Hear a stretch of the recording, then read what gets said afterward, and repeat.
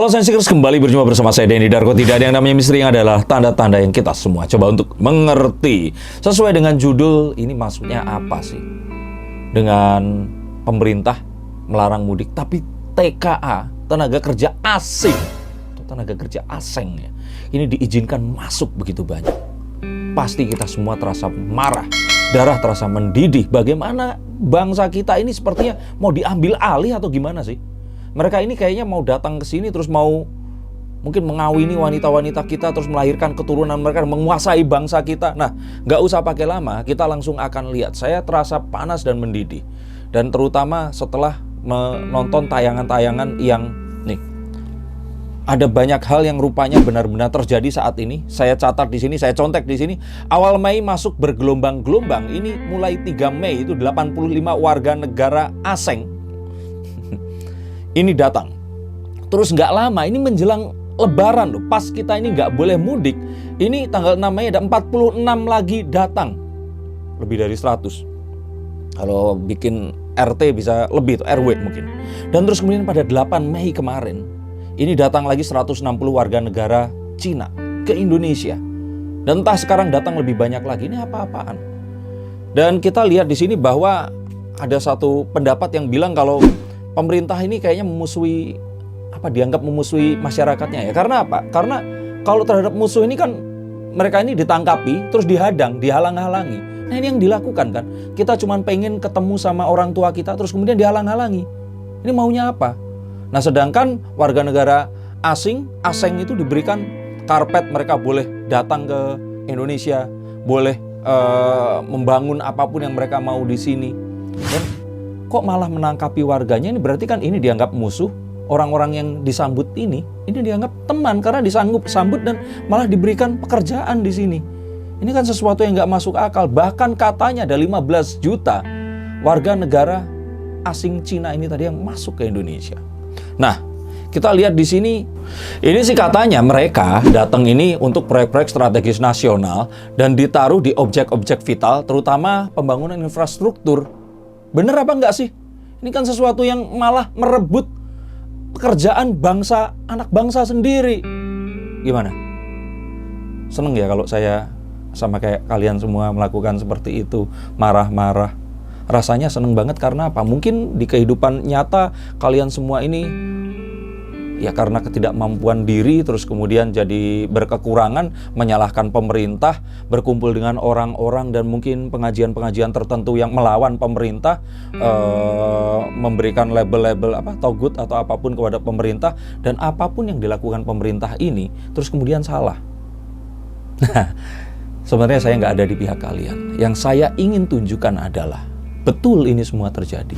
Dan pada kenyataannya pasti bertanya-tanya kan, kenapa ini semua terjadi? Oh sabar, saya bukan buzzer pemerintah. Sumpah demi Allah tidak ada uang dari kepresidenan atau pemerintahan Pak Jokowi yang masuk ke kantong saya.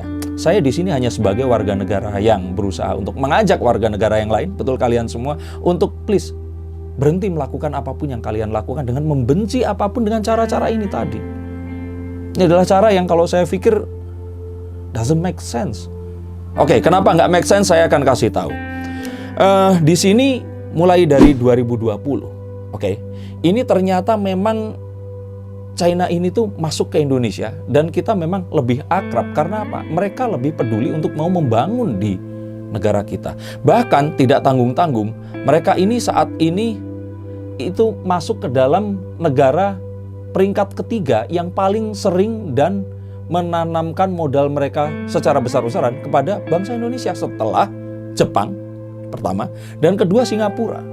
Jadi kalau ada negara lain yang mau menanamkan modal di Indonesia dan bekerja sama di sini dalam pembagian yang sama-sama adil, saya sih percaya ini akan jadi sesuatu yang menguntungkan. Dan tidak ada salahnya dengan ini karena mereka semua ini diatur dengan regulasi. Orang-orang yang datang ini bukan wisatawan loh. Mereka ini adalah orang-orang yang disyaratkan oleh China. Karena kita menerima bantuan dari mereka, maka pembangunan ini harus dilakukan oleh paling tidak sekian persen dari masyarakat mereka itu tadi yang diberikan pekerjaan di sini. Dan ini adalah sebuah hal yang melalui semuanya, protokol kesehatan, dokumen yang lengkap. Dan mereka ini datang bukan mau plesir, atau mau mudik, atau mau apapun. emang orang Cina sana leluhurnya ada di sini. Mungkin leluhur kalian semua dan saya ada di sono, tapi mereka nggak kesini untuk jalan-jalan. Kenapa? Nanti ada di kartu yang berikutnya. Tapi yang saya tunjukkan di sini, ini adalah sesuatu yang, ya, jangan salah sangka. Karena saat kita berpikir selalu buruk, keburukan yang akan datang pada kita. Bukan keburukan yang difikirkan terjadi, tapi keburukan yang lain yang akan datang karena tertarik oleh magnet pikiran kita. Dan tidak tanggung-tanggung, China ini pada tahun 2020 ini sudah bukan mendabling lagi ya, berkali-kali lipat meningkatkan aliran dana yang masuk ini hingga 560%. Artinya ini kayak kalau 100% itu 2 kali lipat, ini 5 kali, berarti 2 pangkat 5, berarti ya 2 kali 4, udah hitung aja deh. Itu artinya apa? Mereka memang sengaja menggelontorkan dana besar-besaran untuk membangun infrastruktur Indonesia. Tentu saja mereka memiliki satu tujuan tersembunyi, ya tujuannya tetap bisnis. Dan kita memang tahu bahwa doubling ini tadi kita lihat dari 0,63 miliar dolar yang menjadi 3,51 miliar dolar yang ditanamkan di Indonesia. Nah, terus kenapa kok Cina? Kenapa kok nggak pakai bangsa kita? Berarti bangsa kita nggak kompeten? Tunggu dulu, bukan permasalahan itu. Saya akan tunjukkan melalui kartu The Knight of Pentacles.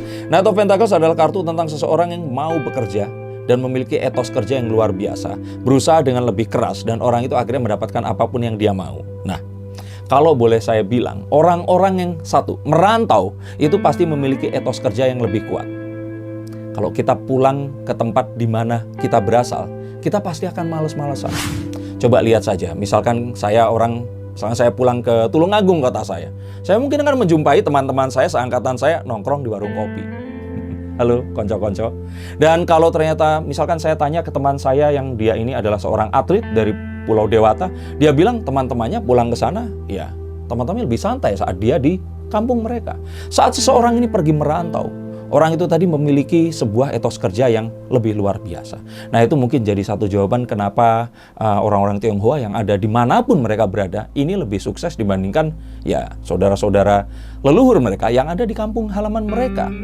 Dan lebih sukses tentu saja dibandingkan orang-orang Melayu seperti saya dan yang lain-lain yang tidak berusaha sekeras mereka. Nah, coba kita pikirkan sekali lagi.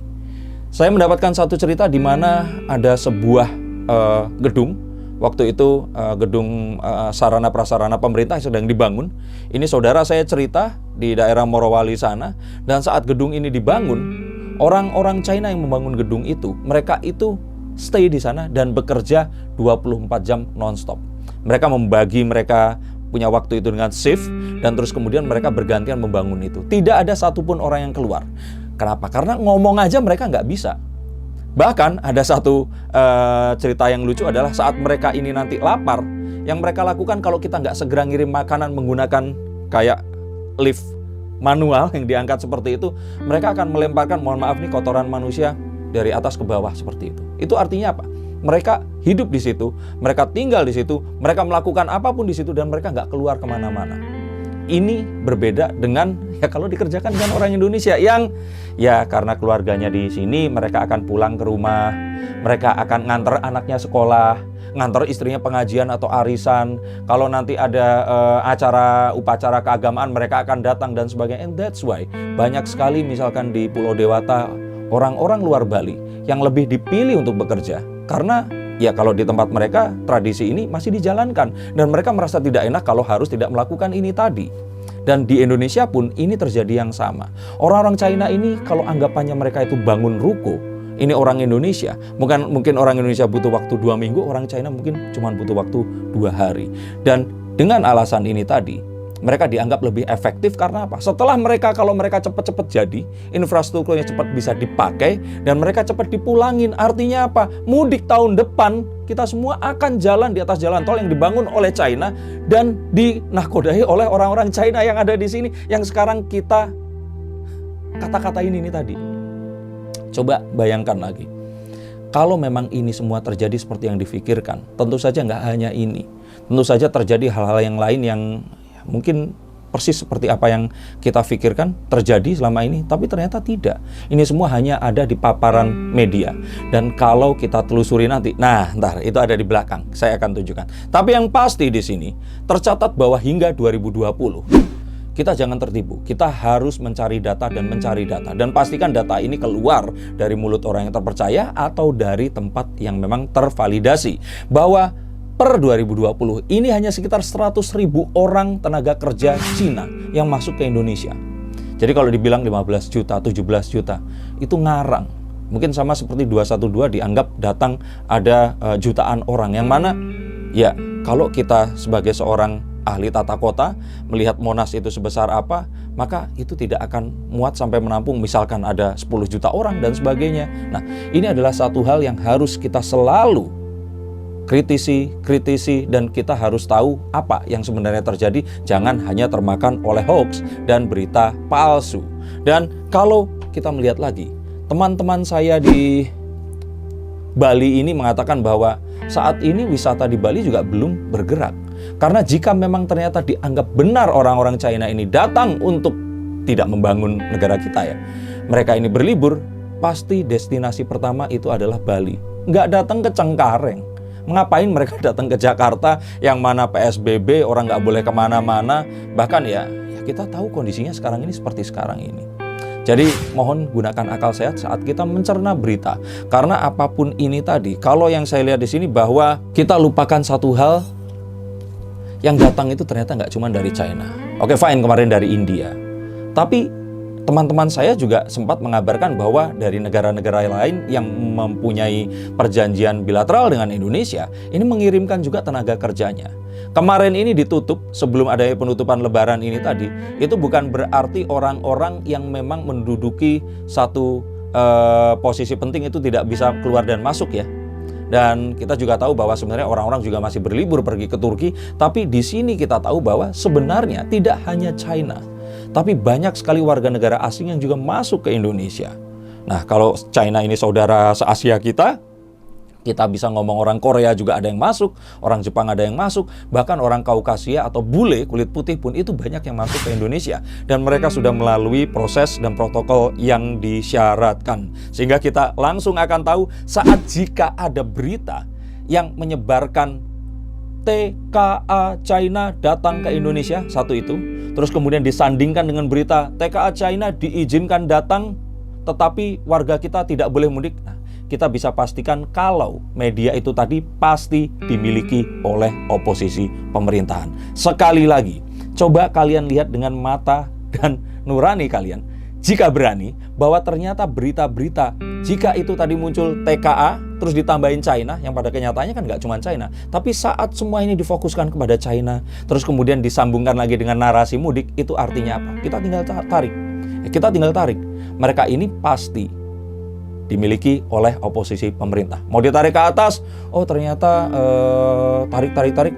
Ini milik seorang mungkin dulu pernah jadi wakil presiden, mau mencoba lagi tapi nggak berhasil, atau mungkin dimiliki oleh saudagar. Ini kita nggak pernah tahu. Kita harus tahu bahwa ini semua adalah permainan politik. Apa yang dilakukan apakah betul atau salah? Kita tidak bisa mengatakan betul atau salah dalam politik. Tapi akan salah jika ternyata kita termakan oleh berita palsu dan kita bergerak atau bertindak sesuai dengan berita palsu itu tadi. Nah, diri kita berarti kepalsuan dong. Berarti made in China. Loh kok jadi bingung? Nah, yang terakhir di sini adalah kita tidak boleh lengah bahwa musuh kita sebenarnya bukan TKA China. Bukan perseteruan antara pemerintah dan oposisi mereka, di mana kita ini selalu digunakan sebagai tumbalnya, tapi kepada virus corona itu sendiri.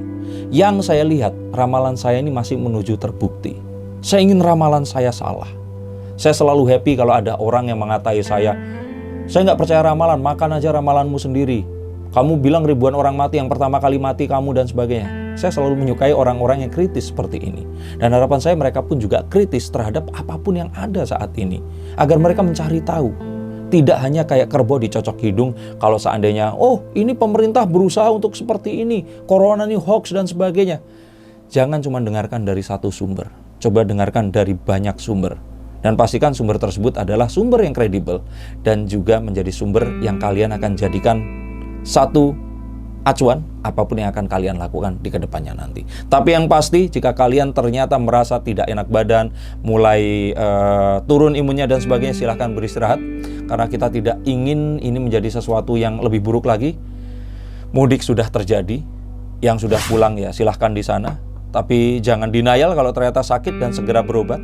Kalau ternyata nanti pulang belum boleh, ya silahkan untuk mengikuti prosedur yang ada. Jangan sebarkan ini dengan kesadaran palsu kita. Dan harapan kita tetap selamat. Sebisa mungkin tidak ada yang meninggal di sini. Dan apa yang terjadi di India, stays in India, dan kita tidak akan seperti siapapun yang saat ini sedang sangat kesulitan untuk menghadapi corona dan COVID ini. Dan semoga kita diberikan perlindungan oleh Tuhan Yang Maha Esa. Sekali lagi, terima kasih. Selamat Hari Raya Idul Fitri 1442. Salam untuk seluruh keluarga. Mohon maaf lahir dan batin. Terima kasih, sampai jumpa dan salam.